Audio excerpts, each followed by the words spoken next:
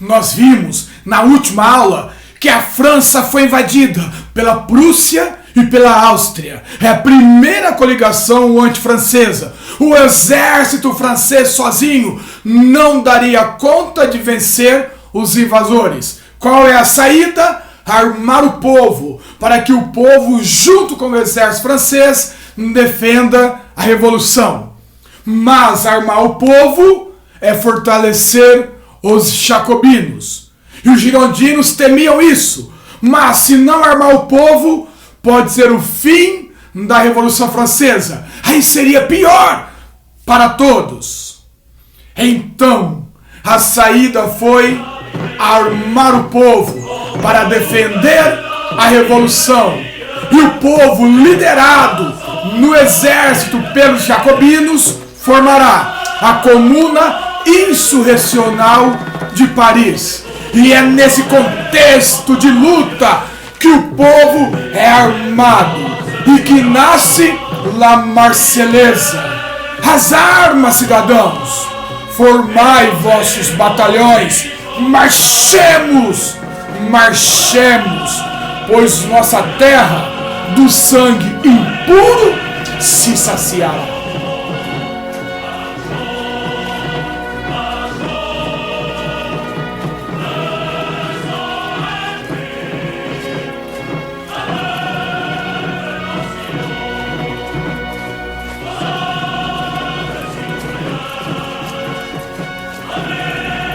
E a Comuna Insurrecional de Paris, o exército francês, a Guarda Nacional, derrotam os invasores.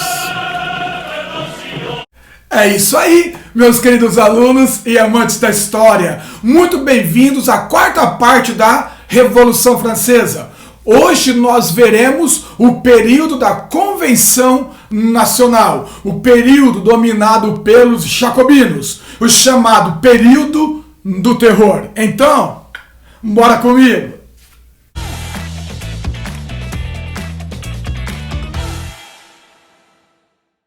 Bem, eu expliquei na outra aula que o rei, ele secretamente apoiava os invasores, porque os invasores queriam restituir o absolutismo na França. E o rei foi descoberto como traidor. Através de cartas, correspondências, descobriram que o rei era traidor.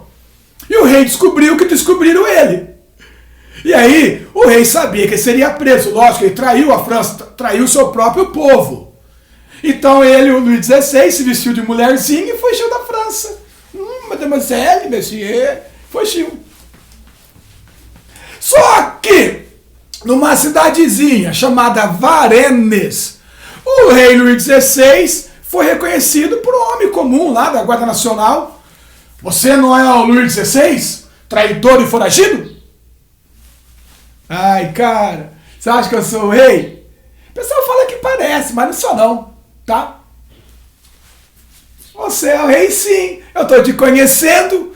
Pessoal, na fronteira da França, né, em Varennes, foi tomar sopa numa taverna, foi reconhecido, deu sopa para o azar, e ele será levado a Paris. Vai ser levado a Paris. Tentou fugir da França, mas não conseguiu. Pessoal, todos esses episódios, a invasão antifrancesa, a coligação antifrancesa, o exército comandado, né, pelos jacobinos. O rei é um traidor. Desde o começo, os jacobinos não queriam mais o rei, queriam uma república. Quem insistiu no modelo monarquia constitucional foram os girondinos. E o rei traiu a França.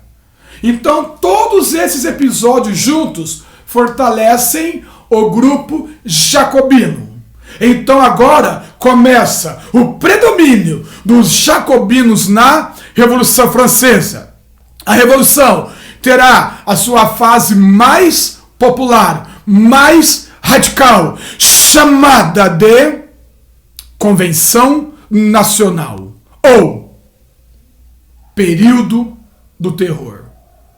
Agora, pessoal, começa o período mais radical da Revolução Francesa, que é a fase da Convenção Nacional, também chamada de Convenção Montanhesa, que são os jacobinos do poder. Para começar, chega de rei. Luís XVI foi convidado a conhecer Jesus pessoalmente. Foi guilhotinado. Um pouco depois, a Maria Antonieta. E plantou-se uma república na França, que hoje nós chamamos de Primeira República Francesa. Tá? Chega de rei. Seremos uma república. Quem predomina são os jacobinos. Inclusive, o primeiro ano da república tornou-se o primeiro ano da França.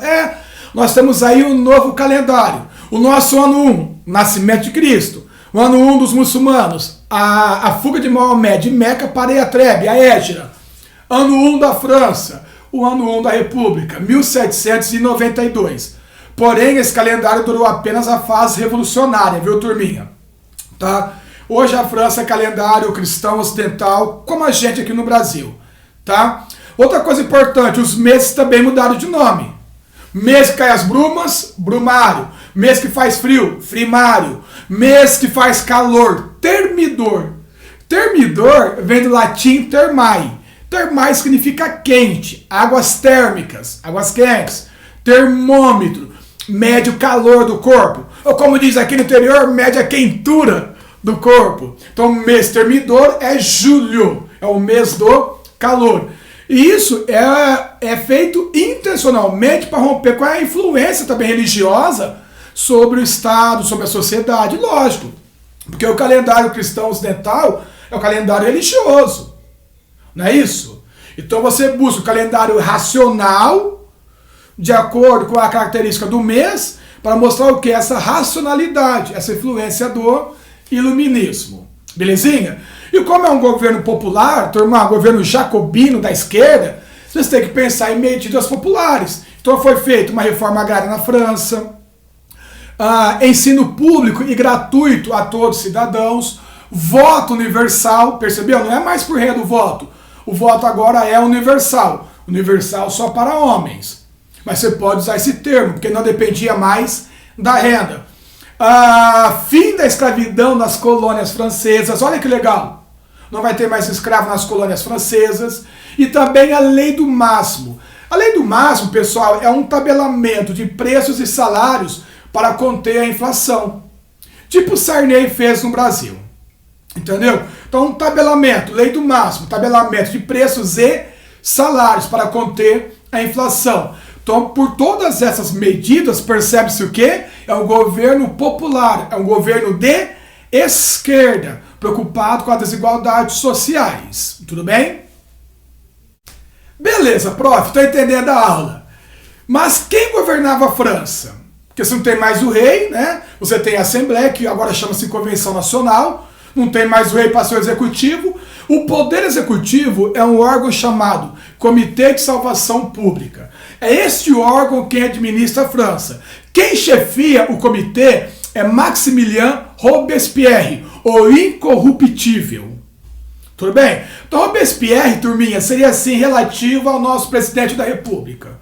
Quem chefia o comitê seria o comandante máximo da Revolução.